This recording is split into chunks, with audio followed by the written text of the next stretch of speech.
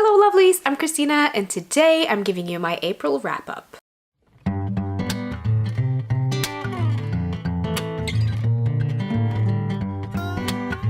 So for the month of April, I was traveling a bit, so I didn't have time to read as much as I wanted to, but I did get through 4 books in the month of April. Let's talk about them. The first book that I got through is one that I showed you on my last haul with the books that I bought when I was traveling, and that is The Valkyries by Paulo Coelho.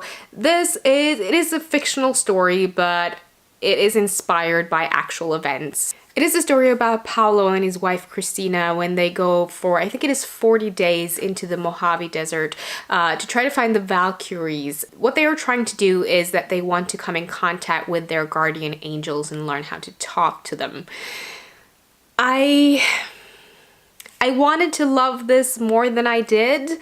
I still really enjoy Paulo's writing style, but for me, all of the stuff around the angels, it just became a bit too much. Could be that I'm not a religious person. I am a spiritual person, but not religious in that way, and I don't have any kind of connection with angels. I've never really been a firm believer of angels, and maybe because of that, this felt a bit short for me because I couldn't really connect with the story in any kind of way.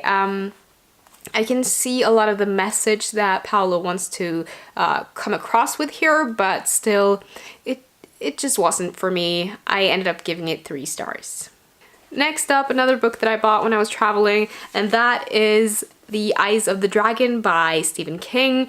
This one is a fantasy novel set in the realm of Delane, which is in the in-world in the Dark Tower series. You have King Roland, who is poisoned to death, and then you have his 2 sons, Peter and Thomas. Peter is the rightful heir to the throne, the firstborn, and he's a very much liked boy. Is what everyone sees as the king to be.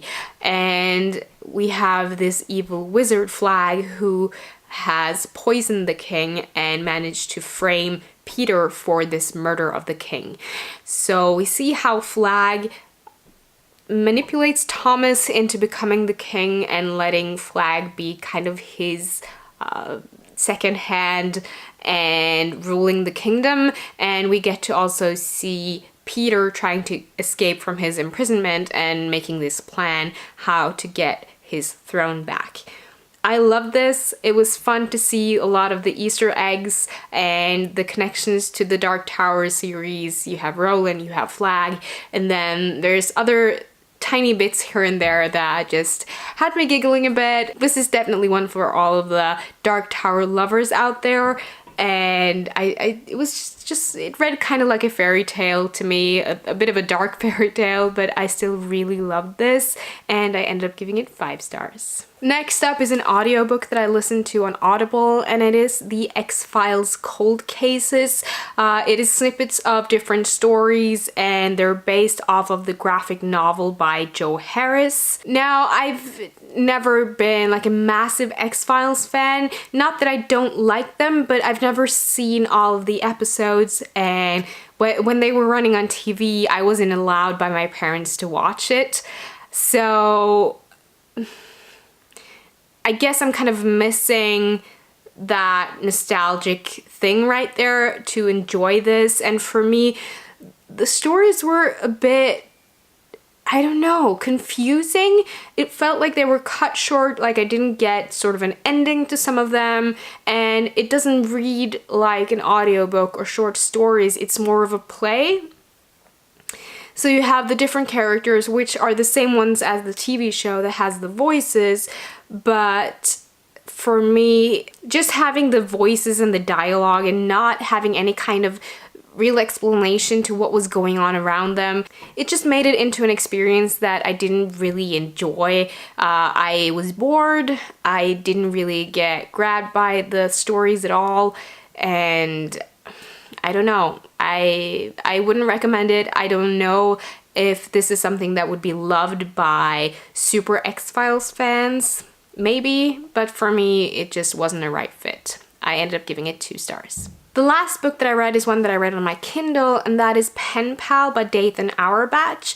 Now this is a collection of first published short stories on a website or a forum, like a horror forum I think it was, and it tells the story of this unnamed protagonist who's a grown man looking back on his childhood and all of these kind of creepy, weird happenings that happened to him and his friends and his mom. It felt like every story in this book was like a puzzle piece, so you had each and every puzzle piece you were collecting, and then slowly but surely you got the full picture of what was actually going on with this stalker that he has and all of these creepy little things that happen to him. I found it to be very interesting, very creepy, and when it all unraveled and we got to know what actually happened, it's just heartbreaking and horrific, but very, very well written, and I absolutely loved it. I found it to be a perfect horror novel, and I just enjoyed it from beginning till end. It truly grabbed me. I've had it on my Kindle for years and kind of forgot about it, but I'm really glad that I picked it up while I was traveling in Bucharest, and I ended up giving it 5 stars. So that's it, guys. Those are the 4 books that I read in the month of April. Let me know if there's anything interesting that you've been reading lately. As always, I would love to know. Thank you so much for watching. Don't forget to give this video a thumbs up if you liked it, and hit that subscribe button if you haven't already. And I will see you in my next video soon. Goodbye!